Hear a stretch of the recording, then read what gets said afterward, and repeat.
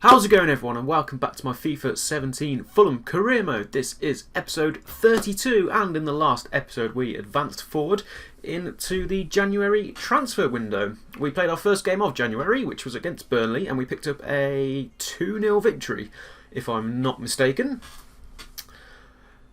And today we're going to kick off in the FA Cup. A couple of comments from some previous episodes, as I have mentioned before, of course, recording a few videos in advance, so I do see your comments. They might be mentioned in a couple of the later videos. One of them was to look at signing Harry Winks from Tottenham. Now, he's 21 years old, a central midfielder, could be as a potential replacement for sort of like the likes of Scott Parker, who's moving out of the club, Lansbury, who's not doing too bad. Who's not doing too great. He is also loan listed, so he could be quite interesting. We're going to scout him and we'll add him to the shortlist. We may even approach Spurs to loan him. We'll do a bit of scouting on him first, and we'll just 12 days, and then we'll review the situation. Because of course we don't quite have the funds and the wages to be able to look at really getting too many players in at the minute. We have our own players that need contracts sorting out sooner rather than later. So that's the main aim, of course, for January. Another suggestion was Steven Gerrard. Now, he's not actually on the game anymore, as I didn't think he would be. Let me just double check he's not under Steven for whatever reason. But yeah, of course, obviously now has retired in real life, and of course has now retired also on the game. Don't forget, I am in my second season as well, so I think he might have been on the game in the first season. Potentially he was still at Galaxy at that point. I can't quite remember, but not on the game anymore, so unfortunately can't bring him into the club as much as I'd love to. He is unfortunately no longer on the game. So that is the end of that. Anyway, let's jump into our first game. This is a big game for us. FA Cup against Cardiff City. We'll be looking for a good cup run here this year round. We haven't really had too many good cup runs in the last season. We're already out, of course, of the Carling Cup. We went out, the League Cup, I should say. We went out quite early. So FA Cup should be relatively easy. We have, of course, rested a few players, and as I mentioned, I was going to start McDonald over Lansbury. He picked himself up a goal against West Brom. Cabano's still a little bit tired, but not too bad. That's going to be the team lineup. So yeah, let's jump into it. And I believe this was actually a real FA Cup fixture this year, whether it was the third round or not. But I do believe Fulham played Cardiff. Might be mistaken actually, but let me know. I know there's a few Fulham fans watching. Let me know in the comments below if I've got that one right, or was it just a league game? Because obviously they're still in the same league. Not too sure myself, but FA Cup game for us, and we'll definitely be looking to pick up a victory here.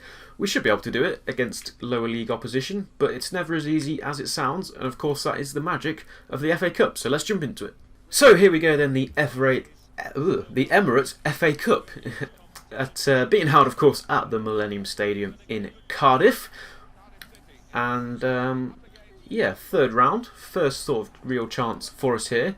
Draw's not been too bad for us. We've been in good form recently as well. We've picked up 6 points in our last 2 games, following on from a couple of draws and a couple of defeats, which isn't what we wanted going in. We wanted the momentum, and we finally got some momentum. That came at the expense of Burnley and West Brom. So the Cardiff City lineup: Brian Murphy starts in net. Declan John. Interesting side. Aliki Manga. I thought it was Aliki Mangala then that used to play for Man City. Of course, now at Valencia. Not the same bloke. That would have been a big signing for them. Actually, there's our team. Just the one change to the standard lineup. McDonald, of course, comes in place. Lansbury drops to the bench, not being in good form recently. Looking at Aluko and Hozabed to provide the goals for us today. So nothing much else to say. Let's jump into the first half, looking for a victory here today. Can we potentially bring some silverware back to Craven Cottage? A trip to Wembley would certainly be nice, which means we need to get to the semi-finals, and that would be huge for us. But getting through this round, getting some prize money, throwing it into the wage budget and sorting out some contracts is rule number 1. And then, well, sort of plan number 1. And then plan 2, or the second stage, is to then sort out some new players. Now then, so be it's a nice early ball through. Morrison intercepted it. It wasn't who I was playing it to, obviously. And when Waymans just kicks it away, but we've managed to get that one away easily. Can we start a counter-attack? Cardiff looking a little bit threatening so far. That's a nice ball into Aluko. Now then, Aluko's been struggling just to get through the gears recently, but he's done well there. Why has he done that for? I just asked him to stop and finesse it. He decides to start sort of doing keepy-ups with it. Tries something spectacular and in the end doesn't get a very good shot away. Easy for the goalkeeper. Cabano wins it back. Holds up the play. Plays it into Hozabed. Hozabed's going to strike this. Oh, and actually, that was a very good effort from Hozabed. But just fires it wide. There was no real other option. Nobody closed him down. Unfortunately, the shot was just swinging away. And swung away from goal it did. But we've had the first real effort here. Half an hour gone. Still 0-0. Only to Sobi though. Aluko wins it back. Plays in Hozabed. Hozabed's got a bit of a tight angle there. Goes for the effort and Manga gets in the way. Concedes a corner kick. 4 minutes or so till half time plus stoppages. Sobi with the ball in.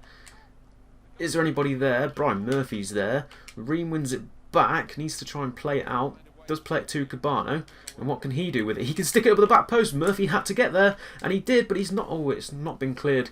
And then finally, Cardiff are able to get it away. Could be the last chance of the half here. Here's Bunuel, who can provide a cross. Aluko's there. Can't get anything on it. It's fallen back to Kearney, who takes the shot. Murphy has to parry it away for a corner kick. So this now going to be the last chance of the half, surely. And it's a corner for Fulham. Cabano who takes it. Why is he still taking it? Murphy's there again. Is there one last effort for Ream to knock this back in? He does knock it back in. Morrison clears it. Referee's still playing on. Kearney's with it. Does well to turn his man. Can he get a cross away? He can. Come on. Turn that, Aluko. Ah, that wasn't very good. And finally, Cardiff get it away. And surely... Well, that's not it yet. It's not over yet. Ah, as soon as Hozabed wins the ball, I thought he was never going to call for half-time then, but there goes the half-time whistle. Not a bad first half. Cardiff had a few opportunities, created 2 or 3 chances, but wasn't able to put anything away. We created a lot more chances of our own, and Cardiff stood well defensively. Going to half-time then, it's Cardiff 0, Fulham 0. Let's take a look at some of the half-time scores then. Arsenal take the lead against Chesterfield. Birmingham City in a good position against Wickham. Brighton leading Rochdale by 3-0. Good result for Coventry. They're currently in front against Spurs. Of course, the former Cup final, that fixture, which Coventry did come back out on top. Any other interesting results going on? Liverpool leading against Shrewsbury, as you'd expect. Bournemouth 2-0 down to Man City. United 2-1 up against West Brom. Portsmouth down 1-0 by Leeds. Swansea up 2-0 against Bolton, as you'd expect. Chelsea being howled at Watford. And Wolves ahead in against Preston. That's about it. I don't feel the need to make any changes here. Let's see if Cardiff do. Cardiff do, indeed. And it's going to be Emma Hughes who comes off, and Aaron Gunnarsson, a very good player. Gunnarsson, he comes onto the field of play to try and change the game for Cardiff here in the second half. That could be an interesting substitution by them. Although Cardiff have looked threatening, we have to be a little bit careful. Here comes a fresh man of Gunnarsson.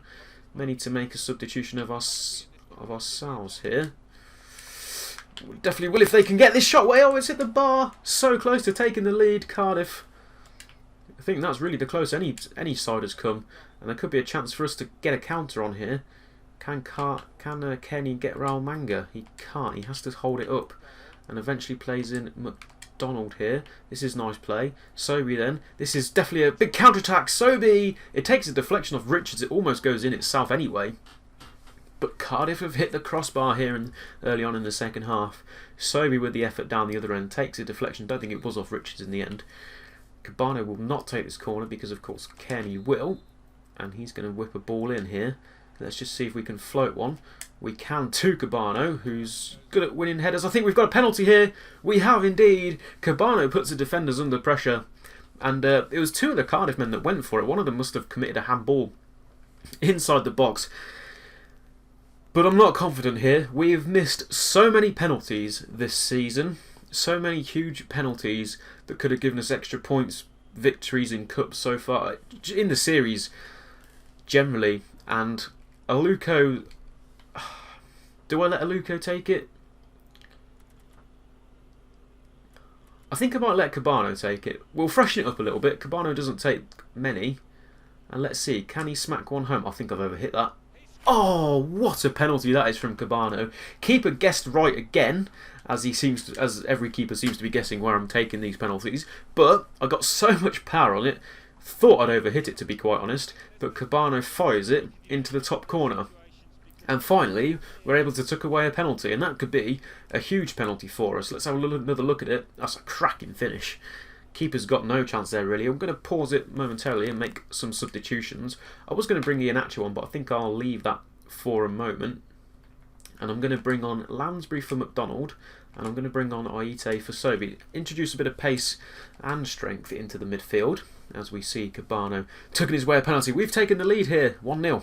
Because we'd like, if I can get a second goal here, we'll obviously feel a lot more comfortable. One goal is nothing really, especially in a game of this calibre. What a ball that is through to Aluko though, and Aluko tucks it away, which means we don't need to bring Iheanacho on at all, because Aluko's managed to find himself a goal. We found our second, and surely that is through to the 4th round of the FA Cup. Cardiff have put up a good fight here, but about half an hour in and they're starting to just fall apart a little bit, and we've taken advantage. Finally, a through ball over allows Aluko to get some pace and took that away. He's not been really great at that so far.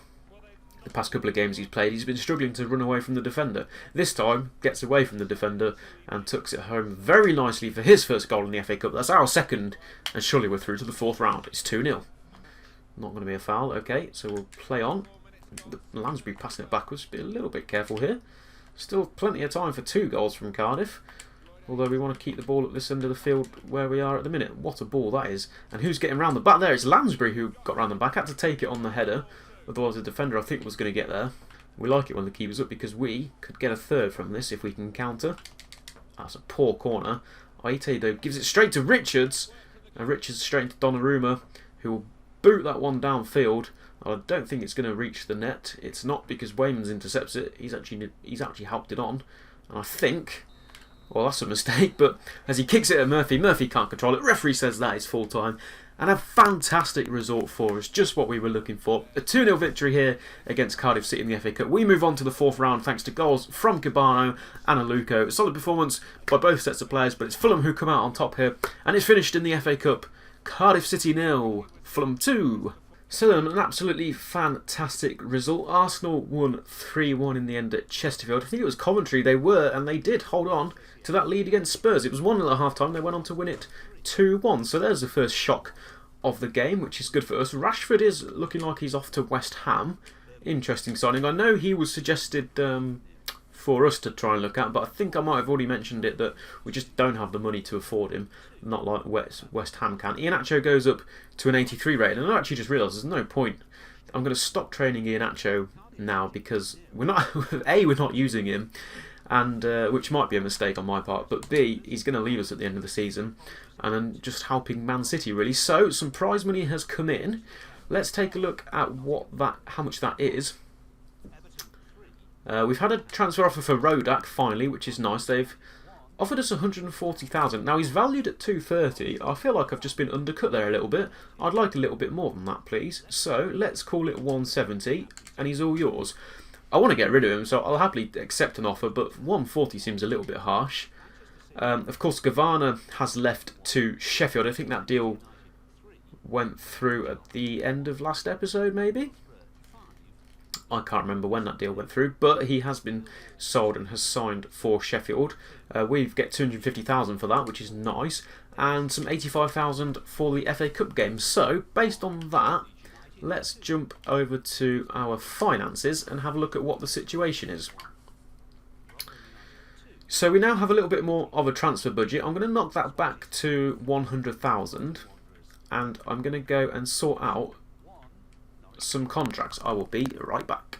Okay, so that is some contracts that have been handed out. Leaves us again short on money. They reckon they've paid over the odds for that one person. We've had an offer for Donnarumma. This could be interesting. 19 million from AC Milan. The player we bought him from AC Milan. I think we paid nearly 10 million for him. We could actually accept between 24 and 29. We could sell this dude for £30 million. That would be huge. But he's 18. Look at that. 18 years of age, 83 rated. as tempting as it is to sell him, and we could replace him with another goalkeeper, I just don't want to. I'm going to reject it, and in fact I'm going to reject all offers so that I'm not tempted to sell him should a high money bid come in for him. As nice as it would be to get the money, sometimes it's just not worth selling the player. So let's see if any contracts become accepted before. We've had the scout report for Trent Alexander-Arnold. We'll look at that in a moment. We've had a transfer offer for Mark Rodak again. They've come back with another counter offer. They said 140. I said 170. They've said 160. So we're going to accept that, take the money, and take the wages as well because we need them. His contract's running out. So obviously they can't get him on a pre-contract offer because he's under the age of 23. So that's fine. Maloney's accepted his contract. Let's take a look at the scout report for Alexander-Arnold then. So he's 69 years of age, valued at 1.1 million, 19,500 a week. He's a good right back, but we'll leave him on the shortlist for now. I'm not too sure whether I need him or not. We do, of course, have Bunuel, and we've also got Lewis, who we've loaned out, who looks very similar to Arnold. So when Lewis comes back at the end of the season, if Arnold looks a lot better, maybe we'll look at moving Lewis on and bringing Arnold in. So we'll leave him on there for now. 6 days left on the Harry Winks report, so we'll see what that comes back as. A couple more contracts that need signing. Richard Stearman looks like he might not want to sign his contract. In that case, I might look to be moving him on. Just wanted to thank you for helping the club reach one of its brand exposure goals we set to accomplish this season. We wanted to earn at least 40,450,000 from shirt sales this season, and they have. Perfect. So Parker's accepted his contract. Thanks for the offer, but this time not something to... Right, so Stearman doesn't want to sign his contract extension. If we now go to contracts, I think he's the only one with, and obviously Rodak, who'll be leaving, he is the only one with 6 months left on his contract. So I'll tell you what, if he's going to be like that, we don't really use him anyway, so I will drop him onto the transfer. I think, no, he hasn't, so I will add him to the transfer list. Obviously, I feel the team is underperforming. Mate, we're top of the Premier League, what's wrong with this guy? Obviously he could go on a free, but nobody seems to have done that so far. So if we can sell him, and we've got Saka up there as well. If we can sell him, that'll be some nice money for us. So that's contract sorted. We don't really have a lot of money left now. We have 96. I'm going to put it at 50-50 for momentarily, just while we sort of review what's going on. We have 150,000 transfer budget and a 6,000 wage budget. It's not a lot to bring any player in, really. We'll see if we can do a few more deals of players out of the club over the next one. Sacco and Stearman particularly could be bringing some money in. And before we re-look at that, this episode might be a lot longer because of transfers. So what I'll do is I won't advance forward after this game, so it just has like the one area of transfers for today's episode, and then the next episode we can start by advancing forward and dealing with any transfers that may or may not come in then. We're going to stick with that same lineup. Let me just check that the players who left haven't affected any positions. They have not. So that's absolutely fine by me. So yeah, that's going to be the team lineup. Let's jump into the game against Sunderland, looking for another 3 points here. And so here we are then, following that successful FA Cup victory in Wales against Cardiff City. We're back in London for the Premier League, and our opponents today travel from the north east of England, of course Sunderland. Currently, well, have just been relegated in the Premier League in real life, and but David Moyes has been kept on by the sounds of things. However, here he's going great guns, and he's in the top half of the Premier League, so fair play to him. Let's have a look at... Oh, well, we're still the best defensive team. And as I said in the previous episode, as we were kind of... Whatever we were doing, United were matching it. But fortunately, for now, United have dropped another couple of goals on us. So we are still the best defensive team in the league, which is absolutely fantastic. There we are. We can take the credit. Of course, just been congratulated by the board for our shirt sales of just over 14 million. And today's team lineup, don't really need to run it through for you. You can see it on screen for yourself. Standard. I've left Lansbury in the lineup. I feel like he actually maybe did a little bit better than McDonald in the FA Cup game, so fair enough. I'll leave him the run out. McDonald, of course, does make the bench.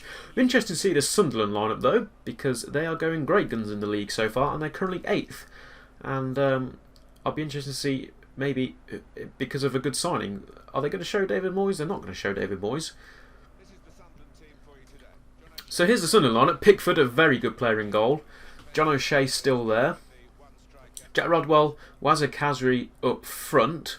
Looks like there's no Fabio Borini, which is interesting. I'm actually a big fan of Borini. Of course, being a former Liverpool player, being a former Liverpool man, not being a former, I am a Liverpool fan, and him being a former Liverpool player is what I was trying to say. Of course, I know Borini quite well, and although I don't think he fitted into the club per se, I think for a place like Sunderland, he's doing absolutely great business for them, and it'll be interesting to see if he stays with Sunderland in the Championship next season, or if he'll get a move back into the Premier League. But hey, there you go. Looks like he's not playing here, unless I missed him, but it looks like he's not playing here today for Sunderland. Just as I say that, he's just picked up the ball, so yes, he is playing, and I just completely missed it. The one thing I don't like about this game is the team lineups move on very, very quickly. Quite easy to glance, oh, what is Sigurdsson doing there? Oh dear, I'll get back to that point in just a moment. What on earth is Sigurdsson doing? He is off to run to the manager. Is that Khazri? There is David Moyes. It's Undong with the goal. And what? Sigurdsson's been solid for us for the past 1.5 seasons. He's not put a foot wrong. And then Donnarumma's got no chance. Out of nowhere, inside the 7th minute, ball comes in, nearly goes out of play. It's a good ball. He tries to I don't know why. I just press square to clear it. He tries to do something fancy. He gets some sort of touch on it and just passes it. And credit to Undong as well, because he was optimising his position there, and a real poacher's goal. That, fair play to him. Picked up on the sort of betted on the defender making a mistake, and it's paid off. This is his first goal in the Premier League. Sunderland lead here. Here is Luco into Hozabed. Still Hozabed with the effort. Oh! And there's the reply from Fulham. A bright start from Sunderland, but Fulham come back, and it's that man there, Hozabed, who's been in great form recently. Dropped off past couple of games, but over the past few months or so, he has been absolutely fantastic, and this time does well to turn his man, shifts it onto his right foot, fires it across goal. It's all square here, back at 1-1. As we take a look at that beautiful finish, Pickford has absolutely no chance there for us as we go off to celebrate. We've levelled it here at Craven Cottage, and Hozabed has picked up his 10th goal of the Premier League, into double figures now, which by January for a centre attacking midfielder is very, very good, because Aluko hasn't been scoring, Iheanacho hasn't really been scoring either, and all the goals have come from Hozabed. And we're all square here, 1-1. Sobey with the quick throw in, giving it straight back to Matthews, who gives it back to Borini, who will just look to give the ball away this time instead of playing out for a throw-in. Although, that's Sigurdsson, who's had a shocker. And he's given it. Well, Reams kept that one in. He gave it to Haller. Reams kept it in. Oh, it's all over the place here. What a finish by Jack Rodwell. And the Fulham defence are absolutely... I couldn't get my words out because so many things were going on. So the ball came in originally. We were able to deal with it. It almost went out for a corner. We kept it in by passing it to the goalkeeper. Goalkeeper kicks it out and just causes all sorts of trouble. Eventually gets laid off to Jack Rodwell. And a thunderbolt of an effort there. Straight into the top corner. No chance for Donnarumma to save that. And Jack Rodwell has put Sunderland back in front of here just before half-time.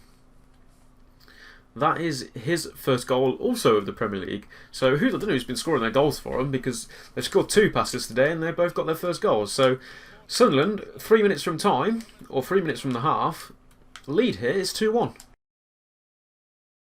Whips the ball in, there's Cabano. Away to Kirchhoff. Kirchhoff as he clears that one out for a throw that we're not going to have time to take. And referee says that'll be half time. So an entertaining first half here. An early mistake by Sigurdsson, and Sunderland were able to take the lead through Undong. Hozabed was able to equalise just towards the end of the first half, around the 35th minute mark. But then again, just another complete mix-up in defence. We should have easily cleared it. Probably could have left it go for a corner. And an absolute thunderbolt from Jack Rodwell in the 42nd minute has put Sunderland back in front of here. Half time, Fulham 1, Sunderland 2. And with that then, guys, I'm going to have to take Sigurdsson off because he has just been terrible for us.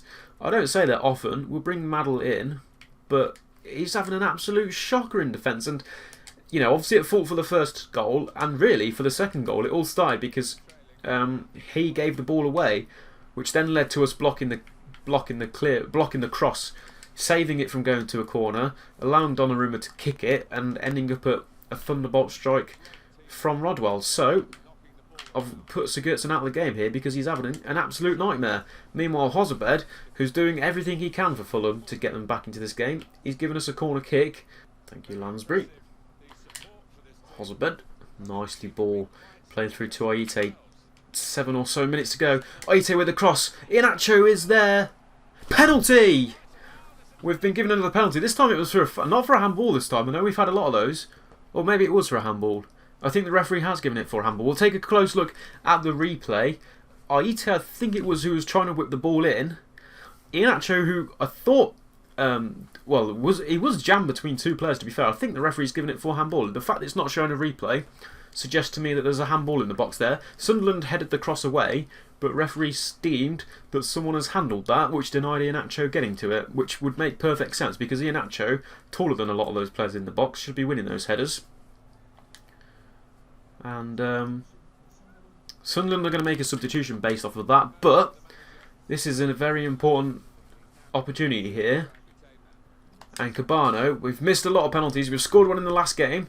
Cabano's going to go the same way again. A little bit less pace. And Cabano makes it 2 from 2. And he's rescued a point here against Sunderland. Definitely not deserved. Sunderland have been absolutely fantastic. They took the lead. We equalised. They took the lead again. They were solid in this second half. Probably could have scored a couple more themselves. But unfortunately, in the dying embers of this game, they have conceded a penalty and rise from the Phoenix, Fulham, with Cabano. He's made it 2 from 2 from the spot, which is absolutely fantastic for us because we've been struggling with penalties. And that's a huge goal from Cabano. Accidentally skipped how many goals he scored, but it doesn't matter because we've scored 2 in this match, as have Sunderland. It's all square. We'll happily sit and take this point. We've conceded a free kick though. Got to be a little bit careful here. This could be quite dangerous if they whip a ball in. Khazri it is who stood over it. 4 minutes to go. And Khazri it is who will whip a ball in. Our defending's been a bit shoddy at the back. And would you believe it? Jack Rodwell again. The former Everton player, signed by Manchester City for no reason whatsoever, completely killed off his career, is making headway here back at Sunderland. And like I said, there's just absolutely shocking defending. 3 goals, really, that have just caused trouble defensively. This time from a set piece, which shouldn't have been threatening at all. But based on how the game was going, I was expecting something from Sunderland. And it's Jack Rodwell again, right place, right time. He's picked up his 2nd Premier League goal, and Sunderland are ahead here.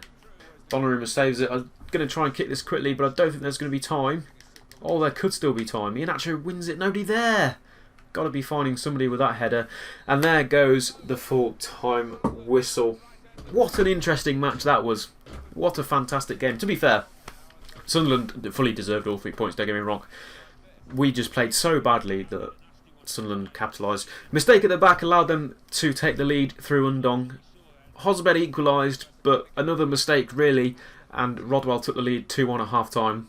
Sunderland stood strong and attacked even further on into the second half. We won ourselves a penalty, which Cabano took home from the spot, but it was a not so dangerous set piece, whipped into the cross. So many mistakes again at the back, and Sunderland fired home a 3rd. 3 goals from 3 mistakes from Fulham. They didn't deserve anything here, and we've got nothing. It's finished Fulham 2, Sunderland 3. No other matches were being played today in the Premier League, and that is going to be the end of today's episode. Of such a great episode, to be honest. A good victory against Cardiff City and a cracking match against Sunderland. Just a shame that we came out with no points in the end, but again, we definitely didn't deserve it. Let's quickly see what the email says. It just says that Rodek has been sold, so that adds to the budget, which is super, super nice. Well, like I said, we're not going to advance now, and we'll do that in the next episode. This one is running on a little bit longer because of transfers. It hasn't affected the Premier League table too much. Manchester United remain top.